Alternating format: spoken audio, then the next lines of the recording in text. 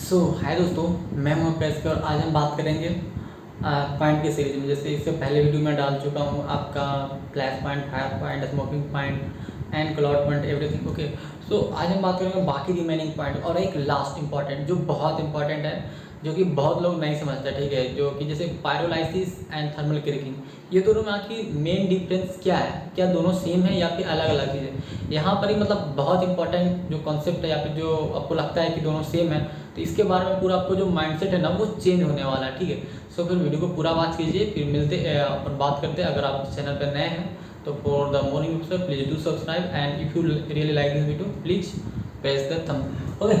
तो देखते हैं हम यहाँ पे जैसा लिखा हुआ है annealing point, softening point, penetration point and आपका पायरोलाइसिस है, ठीक है। और एक है आपका थर्मल क्रैकिंग कि आखिर क्या है ये सब, तो हम इस चीज़ को देखेंगे ओके।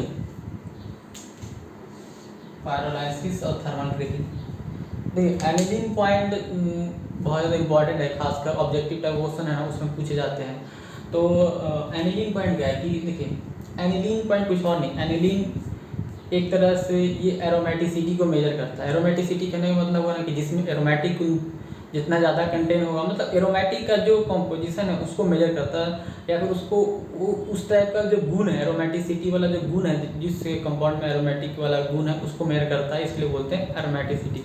वही है annealing point is the measure of aromaticity aromaticity of an oil. It is the point at which oil becomes miscible with aniline, thus lower the aniline point higher. देखिए एक बहुत सिंपल भाषा में समझिए कि पहली बात तो ये कि एनिलीन पॉइंट क्या करता है, वो एरोमेटिक कंटेंट को मेजर करता है, ये चीज़ समझ गए। फिर अब समझना है कि एनिलीन पॉइंट का, एनिलीन पॉइंट एक ऐसा पॉइंट है, मतलब पॉइंट करने का मतलब वो टेम्परेचर वाली बात नहीं, एक ऐसा मतलब सिचुएशन है या फिर ऐसा कंडीशन है जहाँ पर ही जो एनिलीन जो है और जो दूसरे कंपाउंड जैसे दूसरा फ्यूल उसके साथ मिक्स करा जाता है, तो जिस पॉइंट को कम्प्लीटली मिसबल हो जाता है, जिस मिसबल मतलब होता है घुल जाता है, ठीक है। तो जो घुल जाता है तो उसको बोलते हैं हम लोग एनिलीन पॉइंट, इसलिए बोलते हैं जितना कम एनिलीन पॉइंट होगा उतना ज़्यादा एरोमेटिक कंटेंट होगा। तो it is the point eight which oil become miscible in aniline, मतलब कोई ऑयल है एनिलीन के साथ वो मिसबल हो जाता है, मतलब घुल जाता है, तो उसको बोलते हैं हम लोग aniline point. And aniline point lower the aniline point higher the aromatic content, ये ध्यान में रखिएगा। फिर है सॉफ्टनिंग पॉइंट। देखिए सॉफ्टनिंग पॉइंट हम लोग विटामिन होता है ना उसका यूज करते हैं कि वो कितना सॉफ्ट है, जैसे कि कोई मान लेते हैं क्योंकि वो तो सबसे लास्ट प्रोडक्ट है ना, विटामिन सबसे लास्ट प्रोडक्ट है। अगर उसको बहुत ज़्यादा हार्ड रहेगा, देखो अगर बाई चांस आप देखे होंगे जैसे कि आप जहाँ तक रोड बनते रहता है तो वहाँ पर देखे होंगे कि बहुत सारे जो लोग जो टीना होता है जिसमें आते हैं विटामिन, उसको लकड़ी से जला जला जला जला के सॉफ्ट किया जाता है, तो बहुत दिन तक रख दिया जाता है, तो मतलब समझ रहे हार्ड हो जाता है, तो उसको सॉफ्ट किया जाता है तब काम में आता है। तो उसको मेजर किया जाता है कि आखिर वो कितना सॉफ्ट है कि नहीं है, ठीक है। तो सॉफ्टनिंग पॉइंट देखिए सॉफ्टनिंग पॉइंट कुछ नहीं, ये एक टेम्परेचर का मतलब एक पार्टिकुलर टेम्परेचर भी हो सकता है या फिर टेम्परेचर का रेंज भी हो सकता है। जिस टेम्परेचर पे या फिर जिस टेम्परेचर के रेंज पे अगर वो कोई सब्सटेंस है या विटामिन है, कोई भी सब्सटेंस है, अगर वो सॉफ्ट हो जाता है तो उसको बोलते हैं लोग सॉफ्टनिंग पॉइंट। तो ही लिखा हुआ है द टेम्परेचर और range of temperature at which substance become soften, मतलब एक टेम्परेचर या फिर रेंज ऑफ टेम्परेचर में वो अगर सब्सटेंस सॉफ्ट हो जाता है तो उसको बोलते हैं सॉफ्टनिंग पॉइंट, और विटामिन के लिए यूज करते हैं। अब आगे पेनिट्रेशन टेस्ट। देखिए ये पेनिट्रेशन टेस्ट में ना मतलब कहो ना को आप फंसे ही होंगे, मतलब आपको कहो ना को मिला ही होगा कि आखिर पेनिट्रेशन पॉइंट है क्या या पेनिट्रेशन टेस्ट है क्या। ये बहुत ही सिंपल है, देखिए जैसा कि लिखा हो release the needle for 5 second and measure the distance penetrated.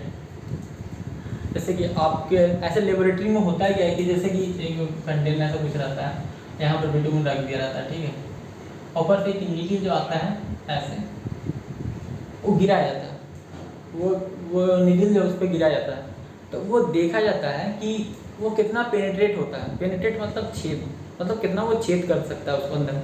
अब वो 5 सेकंड के लिए देखा जाता है, ऐसा नहीं कि एक बार डाल दिया बस उसके बाद देखे जा रहे हैं हाँ 2-3 मिनट बाद, नहीं, वो एक बार गिराया जाता है और 5 सेकंड तक के देखा जाता है कि वो कितना पेनिट्रेट किया, उसको बोलते हैं ना पेनिट्रेशन टेस्ट। हाँ, हम जिसको बहुत ज़्यादा इंपॉर्टेंट बात कर रहे थे pyrolysis and thermal cracking, what are the main difference between pyrolysis and thermal cracking. देखिए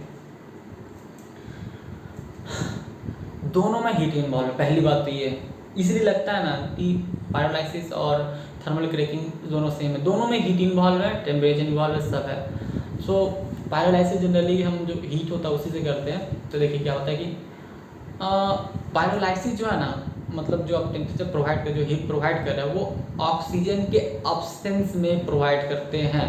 अगर उस समय अगर क्रैकिंग होता है तो उसको बोलते हैं हम लोग पायरोलाइसिस।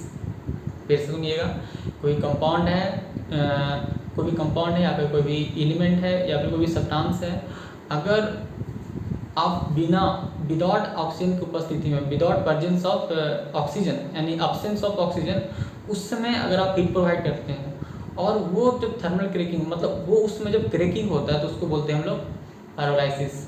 तो जनरली ये यूज़ किया जाता है, जैसे कि बहुत से जो कंपाउंड है डायोलिफिन, ये सब के बारे में, तो उसके लिए यूज करते हैं या फिर और सब चीज़ों के लिए।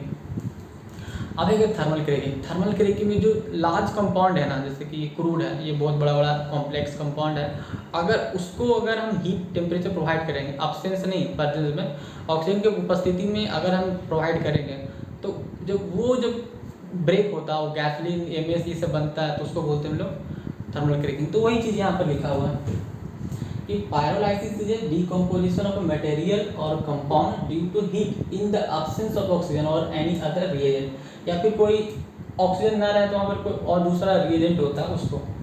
फिर है thermal cracking, thermal decomposition of substance, ये specially that of crude petrol. जो क्रूड पेट्रोलियम होता है उसके सेंस में हमको पेट्रोल और डीजल प्राप्त करने के लिए जो डिकम्पोज किए जाते हैं तो उसको बोलते हैं थर्मल क्रैकिंग। आई होप इस कॉन्सेप्ट आपको पूरा क्लियर हो गया होगा, और हम आई होप मिलते हैं कि ताकि आपको बाद में या फिर इंटरव्यू में बहुत अच्छे से बोल पाएँ। सो फिर मिलते हैं हम लोग नेक्स्ट वीडियो में। So thank you for watching video.